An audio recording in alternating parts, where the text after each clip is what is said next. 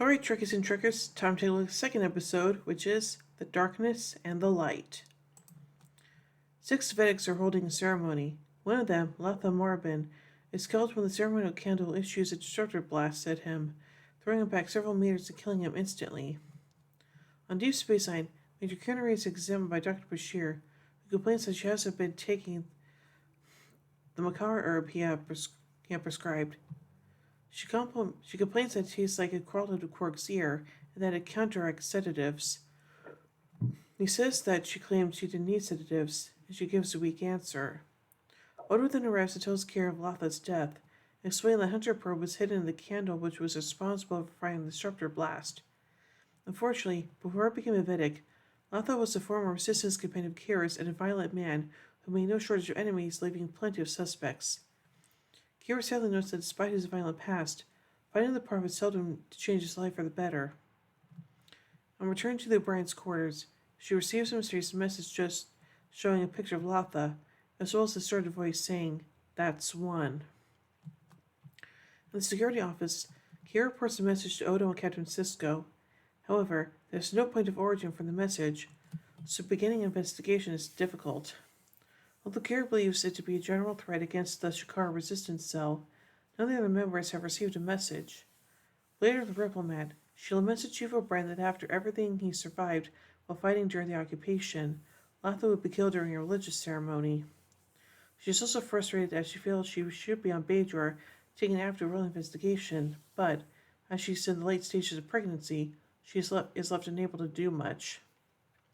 Kira is then called to Ops, as she is receiving another anonymous communication.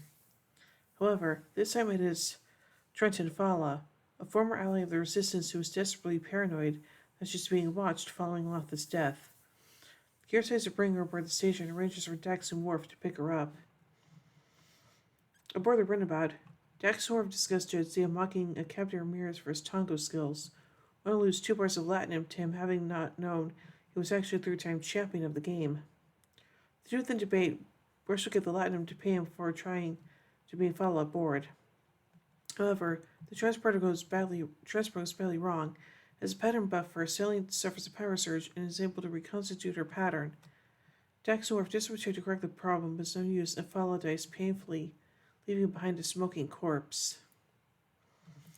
Kira goes to see what is left of Fala's body, as Odo reports that her death was caused by a Remat detonator, which she had unknowingly been carrying. Although the device is typically used by the Romulans, its availability on the black market does nothing to shed any light on who is responsible. The concerns are Kira that someone is targeting the members of the Shakar cell, revealing that although Fala wasn't officially part of the cell, she passed information to them for years while working as a cleaner in a Cardassian records office in Dakur province.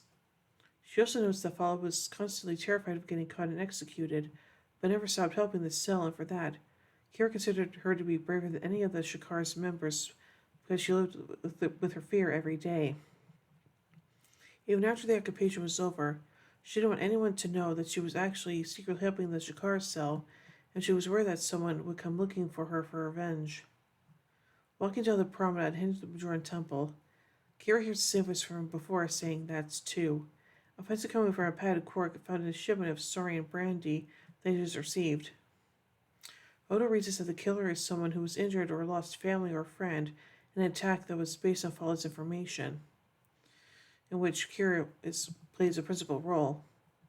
Before they start playing the list, Odo's database access in a picture of Mabara, another resistance companion, appears with the same voice saying, "That's 3.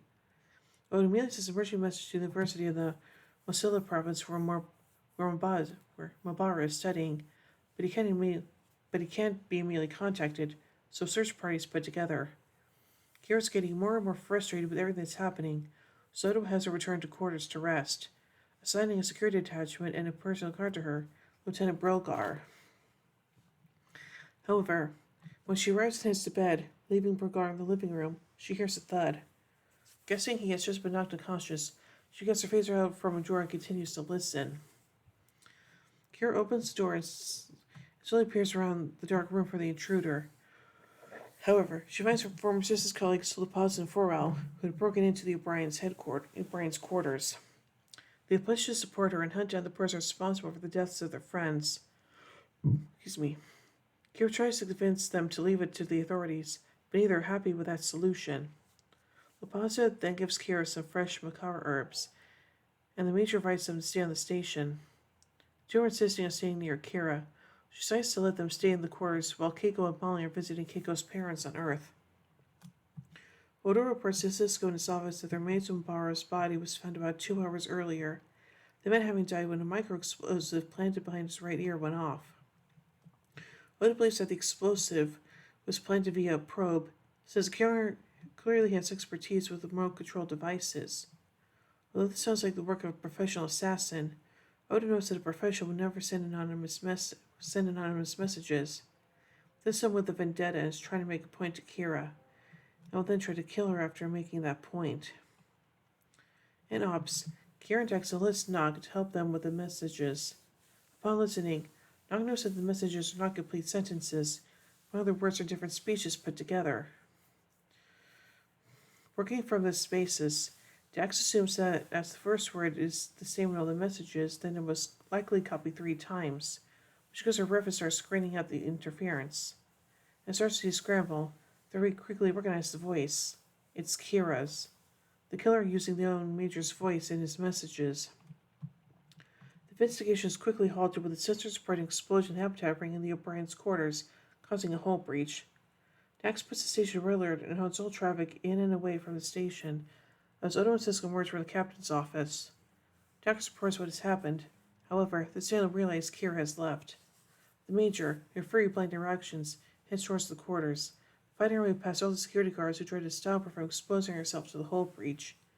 Although she gets mere inches from the door panel, she suffers a potential hemorrhage that causes her to collapse. In the infirmary, Kira wakes up and tells Bashir that the baby is fine and Miles wasn't in his quarters when they exploded. However, Lapazza and Pharrell were killed. Her only comfort is that the two died instantly.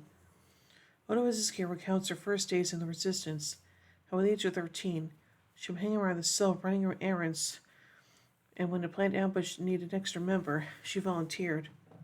Lapazza stuck up for her despite everyone else thinking she was too small, and Shakara decided to let her join the ambush, which was a success.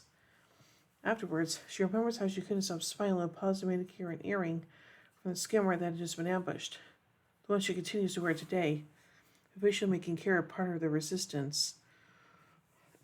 Kira then asks what happened, and Odo tells her that a hunter probe was attached to a freighter that docked at the station. The probe then attached and scanned each room in the habitat ring for its targets. Once it found Lapazza and Pharrell, it attached itself to the window and exploded. Odo has now compiled a list of 25 suspects who have the motive, expertise, and opportunity to commit the murders. Kira asks to see it, but Odo refuses, saying he'd like to narrow it down a little. Kira knows that Odo is worried that she'll go off on a personal vendetta mission and tells him he is right. Odo promises to find the killer and to keep Kira informed. As soon as he's gone, however, Kira uses an emergency transport program to beam herself to the security office. There, she also lifts to a pad that beams herself to a runabout. Odo enters the office a few seconds after she's gone and notices his chair out of place. Knowing he would leave it like that, Odo asks the computer to confirm Kira's location and reports she's no longer on the station. As Kira prepares to track down the killer, Odo tells Cisco that Kira deleted suspects from his database when she downloaded them, so they don't know where she's headed. Cisco tells Worf to prepare the USS Defiant to follow the runabout. However, tracking her will be difficult, as Kira is making its submissions for the Polaron field. After being satisfied that the first 3 suspects on Odo's list couldn't be responsible for the killings, Kira raises her Cardassian name Solaran Pren living near the demilitarized zone. When she beams down, Kira is stunned almost immediately by Pren. Kira awakens to find herself restrained on a medical bed by an energy field, while Pren gravely rants about her as if she were a vile creature of darkness, afraid of the light, which Pren fancies himself to embody. He scoffs at accusations that he is a murderer and insists that the former Resistance members all deserve their fates.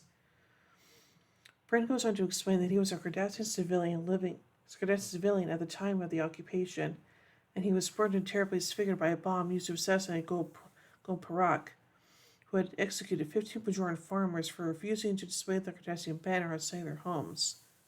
Val had shown the resistance how to circumvent his defense system, Loth built the bomb, and the device was planted in a window by Kira herself while Paz and Pharrell stood guard. The bomb was much more powerful than necessary to kill its only target, and the resulting explosion claimed 12 lives in total, including Gul Parak's entire family, and crippled 23 others who were servicing Parak's home, including Prin, who wearing laundered Parak's clothes. Prin has clearly grown more than a little insane since the attack.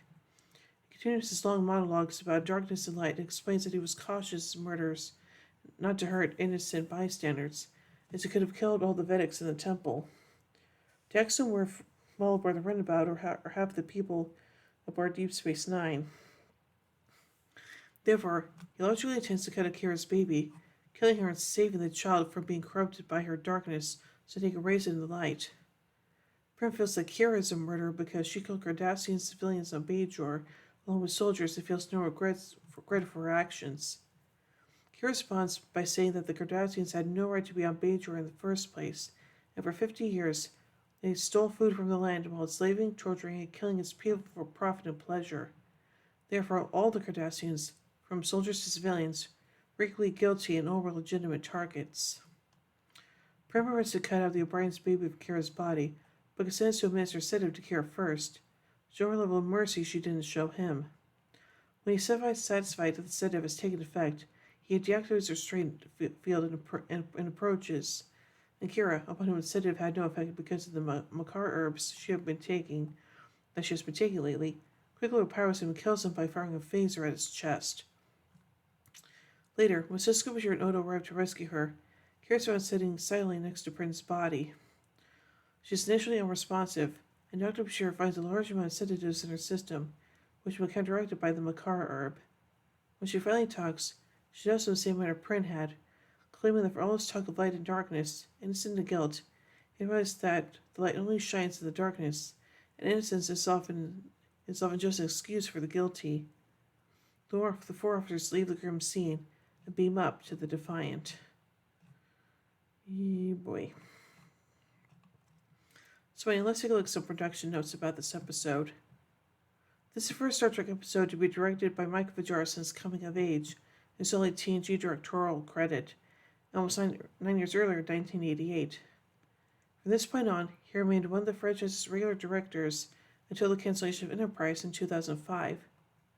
Sisko's combat flips above and below his gray shoulder pad in between scenes in this episode due to the mixed use of the incorrectly made jacket from Rapture and the correct one that was used for the remainder of the series. So overall, I really do like this episode, and it's kind of interesting to learn a little bit more about Kira's past and stuff. So yeah. So overall, I give The Darkness and the Light 4 warp cores out of 5. Anyway, tune in as we take a look at the final episode of the day, The Begotten. So until then, live long and prosper, everybody.